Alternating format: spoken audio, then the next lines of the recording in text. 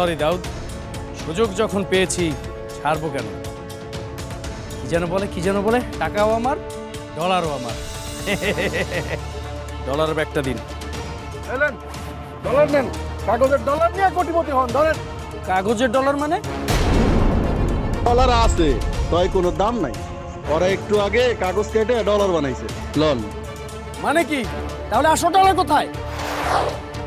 এইখানে।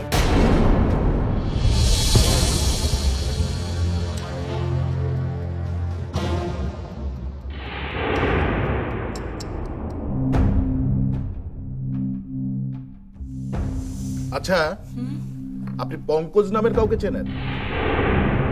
পঙ্কজ? কি বলেন স্যার? এই নামের আমি কাকে চিনবো? না না স্যার, আমি এই নামের কাউকে চিনি না। আমরা তাহলে এখন আসি স্যার। হ্যাঁ, আসসালামু আলাইকুম। কি বলিস আপা? তুই না সেদিন পঙ্কজের কথা কি যেন বললি? আমি কখন বললাম? কি শুনতে কি শুনিস? কানের মেশিনটা ঠিক মতো লাগা। কানে শুনে না স্যার, ঠিক মতো লাগা। কখন বললাম? আমি ঠিকই শুনি। ওই যে কি যেন বলছিলি, কি সব টাকার গন্ডগোলের কথা বললি না? তাই নাকি? একটু মনে করে বলার চেষ্টা করুন তো। তুই কি বলছিস সিতারা? হ্যাঁ, মাথাটা তো মনে হয় খারাপ হয়ে গেছে তোর। আমি আমি কখন তোকে পঙ্কজকে? আমি তো পঙ্কজের কথা কখনো বলি নাই। আমার মাথা ঠিক আছে, তুই একটু মাথা ঠান্ডা করে শান্ত হয়ে চিন্তা ভাবনা করে মনে করে দেখ। পঙ্কজ, পঙ্কজ, পরশ, পরশ, পরশের কথা বলেছিলাম তোকে আমি, তাই না? হ্যাঁ হ্যাঁ, পরশ। হ্যাঁ, পঙ্কজ না, হ্যাঁ পরশের কথা বলেছি। হ্যাঁ।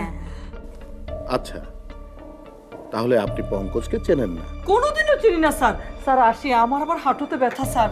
আচ্ছা, মিসেস রুনা কি কখনো পঙ্কজের কথা বলেছে বাড়িতে বা অন্য কোথাও?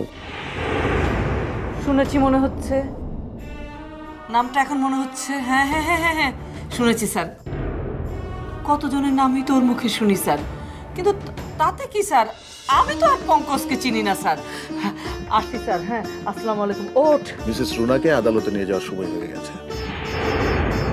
সময়ের কাজ স্যার সময়ে করাই ভালো। রুনাকে যদি আদালতে পাঠাতে হয়, দেরি করছেন কেন স্যার? পাঠিয়ে দেন। সেটা নিয়ে আপনাকে ভাবতে হবে না, আপনাকেও এখানে থাকতে হবে। আমাকে কেন স্যার? আমার একটা কাজ আছে স্যার, উঠি আমরা। আসসালামু